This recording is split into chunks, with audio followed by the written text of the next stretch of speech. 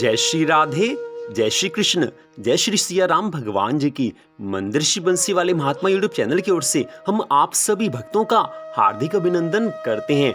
आज हम आपको सुनाने जा रहे हैं श्री रामचरितमानस के अरण्य कांड में से श्री राम जी भगवान द्वारा बताई गई नवधा भक्ति। भगवान श्री राम जी ने माता शबरी को जो नवधा भक्ति बताई थी, आज वही हम आपको बताने जा रहे हैं कि उस नवधा भक्ति में कौन कौन सी भक्ति आती है। वो 9 प्रकार की भक्ति कौन कौन सी है, वो भगवान श्री राम जी ने माता शबरी को बताई है। रामायण के अरण्य कांड में, श्री रामचरितमानस के अरण्य कांड में वो कथा आती है। आज उस कथा को हम आपको सुनाने जा रहे हैं, तो इस कथा को आप पूरी श्रद्धा भावना से सुने। नवधा भक्ति में से एक भक्ति भी अगर किसी के जीवन में प्रवेश कर जाए तो बाकी की 8 भक्तियां अपने आप आ जाती हैं। तो आपसे निवेदन है कि इस कथा को आप पूरी श्रद्धा भावना से सुने। तो बात उस समय की है जब भगवान श्री राम लक्ष्मण जी सहित माता सीता का पता लगाने के लिए वन में घूम रहे थे। उस समय माता शबरी के कुटिया में उनका प्रवेश हुआ है। शबरी ने भगवान श्री राम जी और लक्ष्मण जी का बड़ा स्वागत सत्कार किया है। जो उनके मन में सुंदर भाव थे, उन्हीं भावों के अनुसार प्रभु का बड़ा सम्मान किया है। और साथ में श्री रामचरितमानस की कथा में बताया गया है कि शबरी ने अत्यंत रसीले और स्वादिष्ट कंद, मूल और फल लाकर भगवान श्री राम जी को दिए हैं, लक्ष्मण जी को दिए हैं। भगवान श्री राम जी ने बार बार प्रशंसा करके उन्हें प्रेम सहित खाया है। उस समय शबरी ने हाथ जोड़े हैं और हाथ जोड़कर प्रभु के आगे वो खड़ी हो गई हैं और सोचने लगी हैं कि हे प्रभु, मैं किस प्रकार आपकी स्तुति करूं। शबरी कह रही है कि मैं आपकी स्तुति किस प्रकार करूं। हे प्रभु, मैं नीच जाति की और अत्यंत मूढ़ बुद्धि हूँ। मैं तो अधम से भी अधम हूँ। मैं आपकी स्तुति कैसे कर सकती हूँ। यह सुनकर आज श्री रघुनाथ जी मर्यादा पुरुषोत्तम भगवान श्री राम जी आज कहने लगे हैं कि हे भामिनी, मेरी बात सुन। मैं तो केवल एक भक्ति का ही संबंध मानता हूँ। जाति पाति, कुल, धर्म, बड़ाई, धन, बल, कुटुंब, गुण और चतुराई, इन सब के होने पर भी भक्ति से रहित मनुष्य कैसा लगता है। जैसे जलहीन बादल दिखाई पड़ता है, अर्थात जल के बिना बादल की शोभा नहीं है। ठीक ऐसे ही भक्ति के बिना मनुष्य की शोभा नहीं है। जिसके मन में भक्ति का प्रवेश हुआ है, उसको मेरी अनंत कृपा मिलती है। हे माता, अब मैं तुमको नवधा भक्ति बताने जा रहा हूँ। सावधानी से इस नवधा भक्ति को आप सुन लेना, आपको बड़ा आनंद आएगा। तो पहले श्री रामचरितमानस की चौपाइयां हम आपको सुनाने जा रहे हैं, जिसमें भगवान श्री राम जी ने नवधा भक्ति का वर्णन किया है। इन चौपाइयों के बाद हम इसका हिंदी में अर्थ आपको सुनाएंगे। तो वो चौपाइयां इस प्रकार हैं।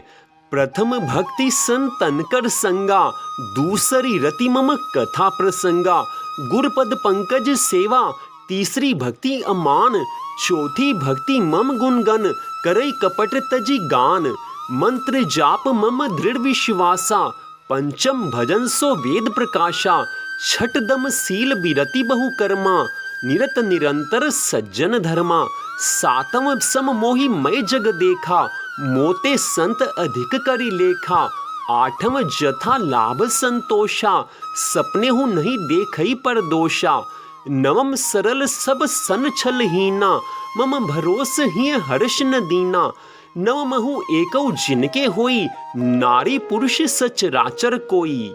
तो अब हम आपको इस नवधा भक्ति के हिंदी का अर्थ सुनाने जा रहे हैं। भगवान श्री राम शबरी से कह रहे हैं कि मैं तुझसे अब अपनी नवधा भक्ति कहता हूँ, तू सावधान होकर सुनना और इसको मन में धारण करना।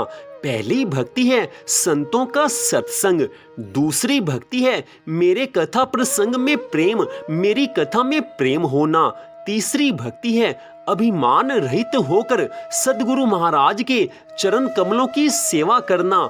और चौथी भक्ति यह है कि कपट छोड़कर मेरे गुण समूहों का गान करे, मेरी लीलाओं का गुण गान करे। उसके पश्चात भगवान श्री राम जी ने पांचवी भक्ति बताई है कि हे शबरी, मेरे मंत्र का जाप और मुझ में दृढ़ विश्वास रखना। ये पांचवी भक्ति है, मेरे मंत्रों का जाप करना और मुझ में दृढ़ विश्वास रखना। इसको पांचवी भक्ति कहते हैं, जो वेदों में प्रसिद्ध है।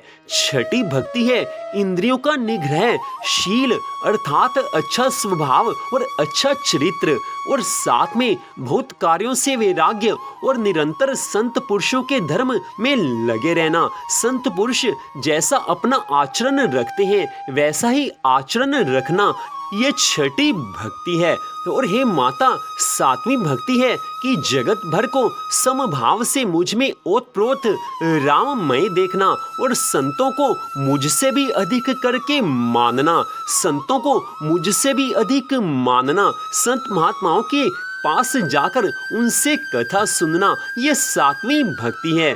उसके पश्चात आठवीं भक्ति है कि जो कुछ मिल जाए उसी में संतोष करना और सपने में भी पराये दोषों को ना देखना। जो कुछ जीवन में मिल जाए उसी में सुखी रहना, उसी में संतोष करना और सपने में भी दूसरे लोगों के दोषों को ना देखना, ये आठवीं भक्ति है। इसके पश्चात भगवान श्री राम जी कहने लगे हैं कि हे माता, नवीं भक्ति है सरलता, सबके साथ कपट रहित बर्ताव करना, हृदय में मेरा भरोसा रखना और किसी भी अवस्था में हर्ष और विषाद का ना होना, अर्थात जीवन को सरल बनाना।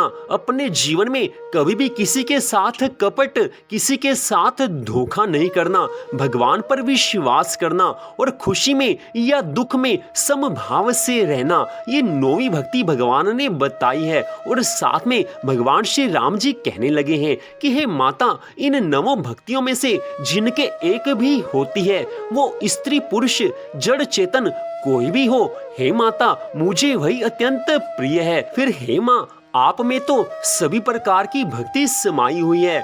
नवधा भक्ति आपने जीवन में संजो ली है, आपके अंदर नवधा भक्ति है, इसलिए आपको मेरे दर्शन प्राप्त हुए हैं। आप सब प्रकार की भक्ति में श्रेष्ठ हैं।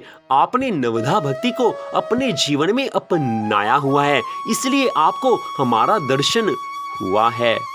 तो इस प्रकार भगवान श्री राम जी ने माता शबरी से नवधा भक्ति की कथा सुनाई थी, जिसको आपने सुना। इस कथा को सुनकर भगवान श्री राम जी की अनंत कृपा मिलती है। तो मंदिर श्री बंसी वाले महात्मा यूट्यूब चैनल की ओर से इस कथा को आपने सुना, आप सबका हार्दिक धन्यवाद। भगवान श्री राधा कृष्ण जी की, भगवान श्री सिया राम जी की अनंत कृपा सदा आप सब पर बनी रहे। इसी मंगल कामना के साथ जय श्री राधा कृष्ण भगवान जी की, जय श्री सिया राम भगवान जी की, जय जय श्री राधे, जय जय श्री राधे, जय जय श्री राधे श्याम।